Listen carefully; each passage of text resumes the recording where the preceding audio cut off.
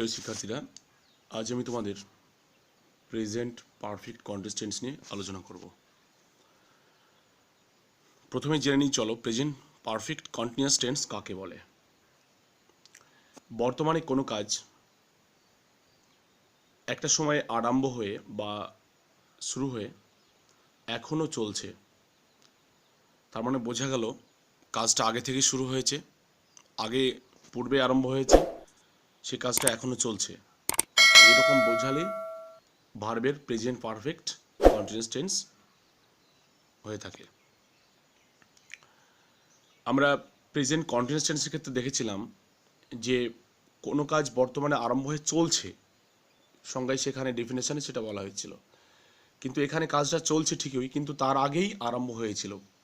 একটা সময় আরম্ভ হয়ে, মানে পূর্বে আরম্ভ হয়ে পাস্টেই সেটা এখনও প্রেজেন্টে চলছে।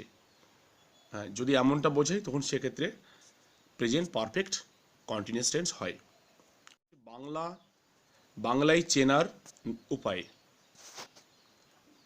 তার মানে বুঝতে পারছো মূল ক্রিয়াপদ বাংলায় আমরা দেখে কিভাবে চিনব। বাংলায় মূল ক্রিয়াপদের শেষে তেছি, তেছো, তেছেন, তেছিস কিংবা ছি, ছ, ছে, ছেন ইত্যাদি যুক্ত থাকে এবং মানে চলিত ভাষায় ছি, ছ, ছেন, সাধু ভাষায় তেছি, তেছো, তেছেন এগুলো যুক্ত থাকে। যদিও এটা তোমরা প্রেজেন্ট কন্টিনিউয়াস টেন্সের ক্ষেত্রেও মূল ক্রিয়াপদের সঙ্গে সেম একইভাবে এই মানে তেছি, তেছো, তেছেন, ছি, ছ, ছে, ছে, ছেন ইত্যাদি এগুলো যুক্ত থাকে। কিন্তু তার সঙ্গে আরেকটা কথা মনে রাখতে হবে যে সময়ের বা টাইমের উল্লেখ থাকবে। ধরে, ধরিয়া, হইতে, হতে, থেকে, হ্যাঁ, যাবৎ, এই বাংলায় এই কথাগুলো থাকবে। তাহলে যদি এমনটা থাকে তাহলে সেক্ষেত্রে আমরা সেটাকে প্রেজেন্ট পারফেক্ট কন্টিনিউয়াস টেন্স বলবো। ব্যাস। এবারে স্ট্রাকচার। তাহলে আমাদের প্রথমে ডেফিনেশন এবং বাংলা চেনার মূল ক্রিয়াপদ দেখে আমরা টেন্সটাকে আইডেন্টিফাই করলাম যে এটা প্রেজেন্ট পারফেক্ট কন্টিনিউয়াস টেন্স। এবার এটাকে তো আমাদের ট্রান্সলেশন করতে হবে। ট্রান্সলেশন করতে গেলেই আমাদের স্ট্রাকচার বা সেন্টেন্স কনস্ট্রাকশন, যেটা বাক্য গঠন ইংরেজি, সেটা আমাদেরকে জানতে হবে। তাহলে প্রথমে আমরা জানবো অ্যাফার্মেটিভ ফর্ম, হ্যাবাচক রূপ। অ্যাফার্মেটিভ ফর্মে যে বাক্যের রূপটা হবে, প্রথমে সাবজেক্ট, তারপরে হ্যাভ অথবা হ্যাজ, হ্যাভ অথবা হ্যাজ, তার সঙ্গে বিন, এটা এক্সট্রা, বিনটা এক্সট্রা, তারপরে মেন ভার্বের সঙ্গে আইএনজি, অবজেক্ট অথবা আদার ওয়ার্ডস, টাইম বোঝানো, টাইমের আগে ফর অথবা সিন্স অথবা ফ্রম, শেষে আদার ওয়ার্ডস, শেষে ফুল স্টপ, ব্যাস। এই হচ্ছে প্রেজেন্ট পারফেক্ট কন্টিনিউয়াস টেন্সের অ্যাফার্মেটিভ ফর্ম। জাস্ট তোমাদেরকে এই ফর্মটাকে বা এই যে সেন্টেন্সের যে কনস্ট্রাকশন হ্যাবাচক রূপের বা অ্যাফার্মেটিভ ফর্মের, সেটা তোমাদেরকে ভালোভাবে মনে রাখলেই বাকিগুলো negative form, interrogative negative form বলো, যাই বলো না কেন, এই সমস্ত সেন্টেন্সের ফর্মগুলো তোমরা নিজেরাই নিজেকে একটু হেরফের একটু ফর্মে মানে গঠনে আছে, সেটা তোমরা দেখলেই পেরে যাবে, অসুবিধা হবে না। তোমরা ভালোভাবে অ্যাফার্মেটিভ ফর্মটা মনে রাখবে, কেমন? আচ্ছা চলো, প্রথমে আমরা একটা এক্সাম্পল নিই। আমি 3 দিন ধরে জ্বরে ভুগিতেছি বা ভুগছি বা ভুগিতেছি, একই ব্যাপার। তাহলে এখানে দেখো যে আমরা যখন প্রেজেন্ট কন্টিনিউয়াস টেন্স আলোচনা করেছিলাম, সেখানে ছিল কি আমি জ্বরে ভুগছি বা ভুগিতেছি ছিল, কিন্তু সেখানে এই 3 দিন ধরে এই কথাটা কিন্তু ছিল না। কিন্তু এই টেন্সের ক্ষেত্রে 3 দিন ধরে কথাটা থাকছে, মানে টাইম বা সময়ের উল্লেখ করছে। এই যে আমি আগেই বলেছি যে সময়ের উল্লেখ থাকবে, তেছি, তেছো বা ছি, ছ তো থাকবেই, এবং দেখো তার সঙ্গে ধরে, তার সঙ্গে কি ধরে, ধরে বা ধরিয়া বললাম, যাবত, এগুলো এই কথাগুলো থাকবে, সেটা আছে, এবং টাইমের উল্লেখ আছে, 3 দিন সময়ের উল্লেখ আছে। তাহলে এটা অবশ্যই প্রেজেন্ট পারফেক্ট কন্টিনিউয়াস টেন্স। কীভাবে? ডেফিনেশন অনুযায়ী এবং কাজটা কি দেখো তোমরা ডেফিনেশন অনুযায়ী যে কাজটা আগে শুরু হয়েছে, পূর্বেই শুরু হয়েছে, তার মানে 3 দিন ধরে অনেক পাস্ট হয়ে গেছে, সেটা অতীত হয়ে গেছে, এবং সেটা পাস্ট হয়েও সেটা প্রেজেন্টেও চলছে কাজটা, এখনও তার কন্টিনিউটি আছে, তাহলে এটা অবশ্যই প্রেজেন্ট পারফেক্ট কন্টিনিউয়াস টেন্স। ব্যাস, এবারে আমার ট্রান্সলেশন করার পালা।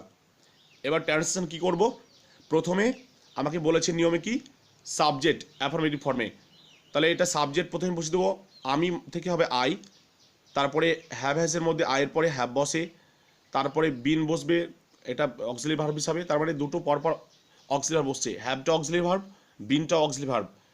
এর আগে দেখেছি আমরা অক্সিলারি ভার্ব একটা বসেছে, এবারে কিন্তু পরপর নেক্সট পরপর দুটো অক্সিলারি ভার্ব বসছে, এবং মূল ভার্ব কি সাফারিং ফ্রম, সাফার থেকে, সাফার ফ্রম মানে ভোগা, এই ভোগা থেকে সাফারিং ফ্রম হবে, আইএনজি হবে, মেন ভার্বের সঙ্গে আইএনজি, তাহলে সাফারিং ফ্রম হলো।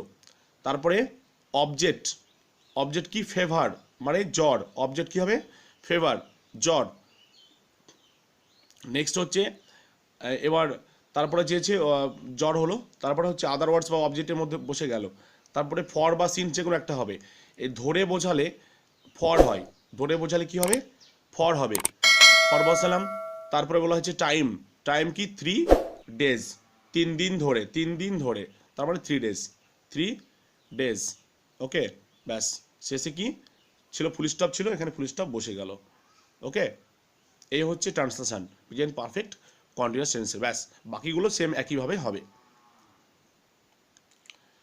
তারপর নেক্সট দেখো, সে সকাল থেকে পড়ছে বা পড়িতেছে, সকাল থেকে, এবার থেকে বা হইতে যদি বোঝাই, তাহলে সেটাও কিন্তু প্রেজেন্ট পারফেক্ট কন্টিনিউয়াস হবে, এবং ছ ছে ছ, ছ ছে এগুলো থাকে, তেচি তেছো এগুলো থাকবে, তেচে আছে, ব্যাস।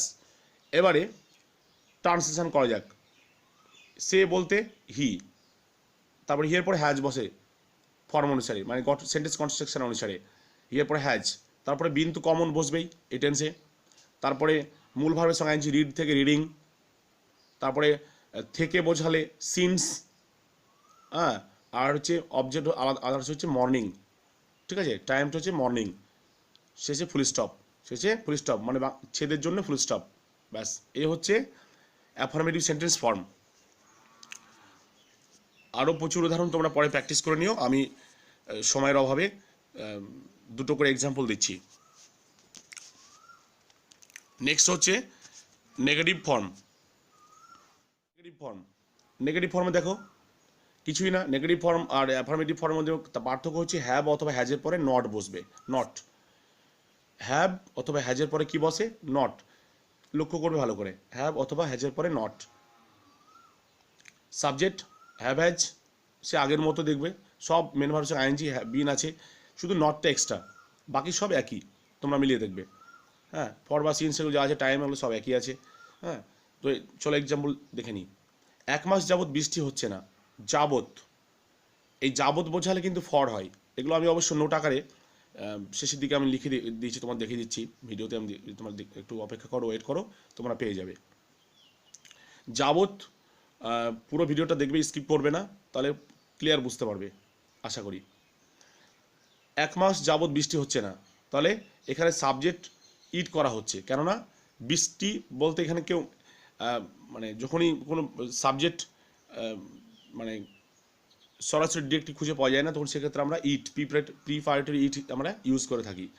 তো ইট এটা ইন্ট্রোডাক্টিভ বা প্রিপারেটরি ইট বলি আমরা এটাকে, মানে সেন্টেন্সের শুরুতে এটা বসানো হয়।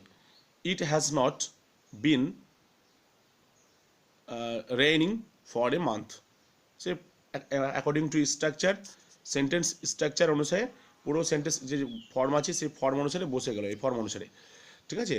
তো এখানে শুধু এক্সট্রা কি বসছে, নটটা বসছে, বাকি দেখো সেই আগের মতো অ্যাফার্মেটিভের মতোই মানে গঠনটা পুরোটা রয়েছে, গঠনটা একটু ভালোভাবে লক্ষ্য করলে তোমরা এগুলো বুঝতে পারবে।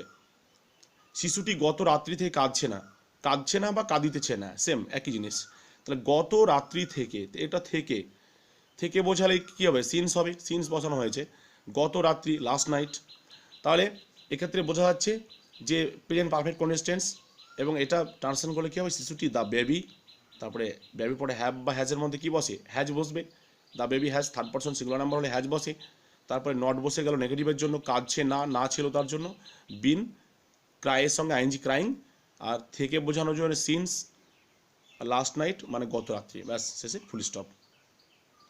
ওকে, শেষে ফুল স্টপ বসে গেল। এবার হচ্ছে ইন্টারোগেটিভ ফর্ম। ইন্টারোগেটিভ ফর্মে কিছুই না, অ্যাফার্মেটিভের মতোই সেম, সাবজেক্টটা হ্যাভ হ্যাজের জায়গায়, হ্যাভ হ্যাজটা সাবজেক্টের জায়গায়, ব্যাস।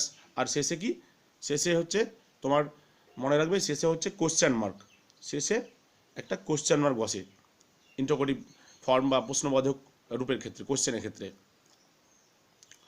তোমরা দেখতে পাচ্ছ যে হ্যাভ হ্যাজ প্রথম হচ্ছে, তারপরে সাবজেক্ট, তারপরে বিন মেন ভার্বের সঙ্গে আইএনজি, অবজেক্ট, তারপরে আদার ওয়ার্ডস অথবা আদার ওয়ার্ডস, ফর বা সিন্স বা ফ্রম, তারপরে শেষে টাইম বসে, তারপরে আদার ওয়ার্ডস, শেষে জিজ্ঞাসা চিহ্ন, শেষে এখানে দেখবে জিজ্ঞাসা চিহ্ন লেখা আছে, শেষে কি দেখো জিজ্ঞাসা চিহ্নটা এখানে দেওয়া আছে, ব্যাস। এবার চলো এক্সাম্পল দেখি, তাহলেই ব্যাপারটা ক্লিয়ার হয়ে যাবে। আমি কি 3 দিন ধরে জ্বরে ভুগছি বা ভুগিতেছি? কোশ্চেন করছে, আমি কি, প্রশ্ন করছে, 3 দিন ধরে কি করছি, জ্বরে ভুগছি, ঠিক আছে, জ্বরে ভুগছি। তাহলে এটা কি হচ্ছে, প্রথমে কি হবে, সাবজেক্ট কি আমি, তাহলে আমি কি ইংলিশ আই, তাহলে আমির পরে কি বসে, আয়ের পরে হ্যাভ বসে, সে আই হ্যাভ না বসে কি হচ্ছে, হ্যাভ আই হলো। হ্যাঁ, আই হ্যাভ, হ্যাভ আই হচ্ছে, আই হ্যাভ অ্যাফার্মেটিভের ক্ষেত্রে হলে হতো, কিন্তু এখানে যেহেতু প্রশ্নবোধক, যেহেতু ইন্টারোগেটিভ ফর্ম, সেহেতু হ্যাভ আই হচ্ছে। তারপরে বিন বসলো, তারপরে মূল ভার্বের সঙ্গে আইএনজি ফর্ম, সাফারিং ফ্রম, তারপরে সে ফেভার ফর 3 days। আমি বিশেষ করে কমন এক্সাম্পলগুলো নিয়েছি, প্রত্যেকটা চেষ্টা করেছি একই কমন এক্সাম্পল দেওয়ার, যাতে করে তোমরা বুঝতে তোমাদের সুবিধা হয়, কারণ বিভিন্ন মানে মাল্টি এক্সাম্পল আমি এখনও দিইনি, কিন্তু তোমরা প্র্যাকটিস করার সময় অবশ্যই এগুলো পাবে, এবং প্রয়োজনে আমি তোমাদের মক টেস্ট আকারে কখনো আমি তোমাদেরকে দিয়ে দিতে পারি, শেষের দিকে দিতে পারি, তোমরা সেগুলো প্র্যাকটিস করবে। কোনো প্রবলেম হলে তুমি আমাকে কমেন্ট বক্সে কমেন্ট করতে পারো, ইনবক্স করতে পারো। নেক্সট, তারপর দেখো নেক্সট নাম্বার 2, সে কি সকাল থেকে পড়ছে, সেম একইভাবে, has he bin reading since morning, ওই একইভাবে সেম, হি হ্যাজ না হয়ে হ্যাজ হি হয়েছে, শেষে কোশ্চেন মার্ক বসেছে, বাকি সব একই আছে। তারপর দেখো ইন্টারোগেটিভ নেগেটিভ, যেটা লাস্ট ফর্ম, এটা কিন্তু তোমরা মনে রাখবে যে সাবজেক্ট নাউন হলে আগে আগে আর সাবজেক্ট প্রোনাউন নটটা পরে বসে, এটা মনে রাখবে। সেটাই আগে তো তোমাদের প্রেজেন্ট পারফেক্টেও আলোচনা করেছিলাম, প্রেজেন্ট পারফেক্টে আলোচনা করেছিলাম। তাহলে আমি কি 3 দিন ধরে জ্বরে ভুগছি না, এটা সমস্ত টেন্সের ক্ষেত্রে একই নিয়ম। ইন্টারোগেটিভ নেগেটিভ ফর্মের যে 12খানা টেন্স আছে সব একই নিয়ম, যে সাবজেক্ট যদি নাউন হয় তাহলে সেক্ষেত্রে ইন্টারোগেটিভ নেগেটিভের ক্ষেত্রে, হ্যাঁ, সাবজেক্ট নাউন হলে কি হবে, সাবজেক্ট নাউন হলে নটটা আগে আর সাবজেক্ট প্রোনাউন নটটা পরে, ব্যাস এইটুকু ফর্মুলা। এটা হচ্ছে নটের formula, not N O T not, N O T নটের ফর্মুলা, এটা মনে রাখবে, নটের ফর্মুলা, হ্যাঁ, ভালোভাবে মনে রাখবে, নটটা আগে আর পরে বসার ব্যাপার আছে, এটা মনে রাখবে। এক্সাম্পল চলো দেখি, আমি কি 3 দিন ধরে জ্বরে ভুগছি না, এখানে কোশ্চেনও করছে, দেখো নাও আছে, মানে প্রশ্নও করছে। আগেরটা কি ছিল, দন্তের নয়কার ছিল না, বা দন্তের নয় বা দন্তের নয়কার এরকম নেগেটিভ নাবাচক কিছু ছিল না, আমি কি 3 দিন ধরে জ্বরে ভুগছি এরকম ছিল। কিন্তু এবারে কি, আমি কি 3 দিন ধরে জ্বরে ভুগছি না, এবার এর মধ্যে নাবাচক কথাটা থাকছে, তার মানে বোঝা গেল যে এর মধ্যে প্রশ্ন এবং না বোধক সেন্স সেটাও রয়েছে।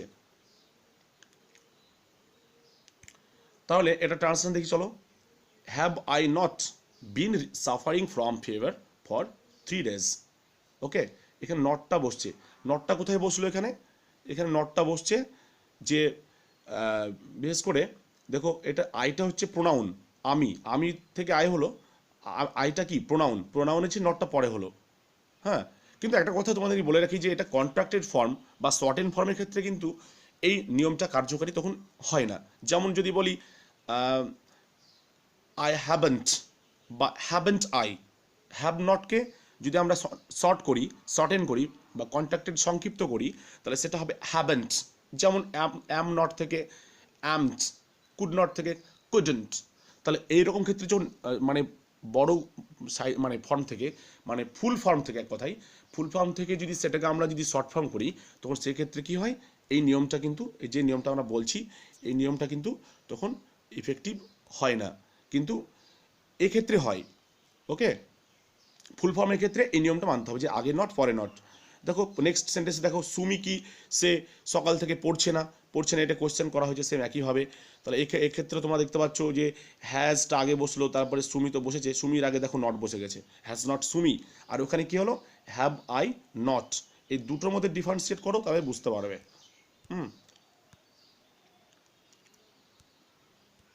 দুটোর মধ্যে ডিফারেন্সিয়েট করলে বুঝতে পারবে। Okay, has not Sumi been reading since morning, question marks এসে বসে গেছে। ওকে, তোমাদেরকে যেগুলো বলবো লাস্টে দেখো, যে নোট আকারে বিশেষ দ্রষ্টব্য, যে নোট আকারে দেওয়া হয়েছে, ইংরেজিতে নোট, বাংলায় বিশেষ দ্রষ্টব্য বলা হয়। হ্যাভ অথবা হ্যাজ বসানোর নিয়ম সে আগের মতোই, subject third person singular number হলে, সাবজেক্ট যদি থার্ড পার্সন সিঙ্গুলার নাম্বার হয় 3PSG, ঠিক আছে, সাবজেক্ট হলো কি 3PSG, 3PSG, 3P মানে থার্ড পার্সন, SG মানে সিঙ্গুলার নাম্বার। তাহলে কি হবে, হ্যাঁ, হি সি উল্লেখ করে দিচ্ছি কোনগুলো সে থার্ড পার্সন সিঙ্গুলার নাম্বারের মধ্যে পড়ছে, সেগুলো ব্র্যাকেটের মধ্যে একদম পুরো তোমাদের লিখে দেওয়া হয়েছে, দেখো সেগুলো মনে রাখবে। এগুলো হলে সেক্ষেত্রে হ্যাজ বসবে, সেগুলো কি বসবে, হ্যাজ বসবে, ব্যাস। নেক্সট তারপরে কি, যদি আই, উই, ইউ, দে এবং অন্য সব প্লুরাল সাবজেক্টের ক্ষেত্রে হ্যাভ বসবে, ব্যাস। এটুকু মনে রেখো, কোথায় হ্যাভ হ্যাজ বসে আগেও বলা হয়েছে, তবুও আরেকবার তোমাদেরকে স্মরণ করে দেওয়া হলো। নেক্সট দেখো, যেটা আরেকটা নিয়ম আছে, সিন্স, ফ্রম বা ফর, যেটা এর ব্যবহারের নিয়ম, কোথায় কোথায় এগুলো বসাবো, কখন বসাবো। বাংলায় দেখো বলে দিই একটু, বাংলায় যখন ধরিয়া যাবত বোঝাবে তখন সেক্ষেত্রে কি হয়, ফর, FOR, ফর হয়। হ্যাঁ, আর যখন হইতে থেকে বোঝায়, হইতে থেকে বাংলা বোঝাবে তখন সাধারণত সিন্স, ফ্রম হয়, তবে বেশিরভাগ ক্ষেত্রে সিন্স ব্যবহার হয়। ওকে, আর ফ্রম সব টেন্সে ব্যবহার হয়। তোমার নিয়মগুলো দেখে নাও, পরপর দেখে নেবে, নাম্বার 1 2 3 করে পরপর নিয়মগুলো আছে। হ্যাঁ, যেমন কিছু সময়ের জন্য, পিরিয়ড অফ টাইম, কাজটি চলছে বোঝাতে ফর বসে। তাছাড়া বাংলায় ধরিয়া যাবত থাকলে সাধারণত ফর হয়, যেটা আগেই আমি বললাম আর কি। তারপরে দেখো নেক্সট, তারপরে দেখো কোনো নির্দিষ্ট সময় বা পয়েন্ট অফ টাইম থেকে কাজটি চলছে বোঝাতে সিন্স হয়, আবার কখনো কখনো ফ্রমও হয়। দিন কিংবা বার এর ক্ষেত্রে সিন্স বা ফ্রম হয়। সব টেন্সের ক্ষেত্রে ফ্রম হয়, ব্যবহৃত হয় থেকে বোঝালে। অনেক বেশি সময় বোঝাতে ফ্রম হয়। হইতে থেকে থাকলে সিন্স ফ্রম হয়, যেটা আগে আমি বললাম আর কি। ব্যাস, এগুলো হচ্ছে তোমাদের মনে রাখার স্মরণীয় বিষয়। ওকে, সকলে ভালো থেকো, সুস্থ থেকো। কোনো বিশেষ অসুবিধা হলে তোমরা কমেন্ট বক্সে কমেন্ট করতে পারো। Thank you.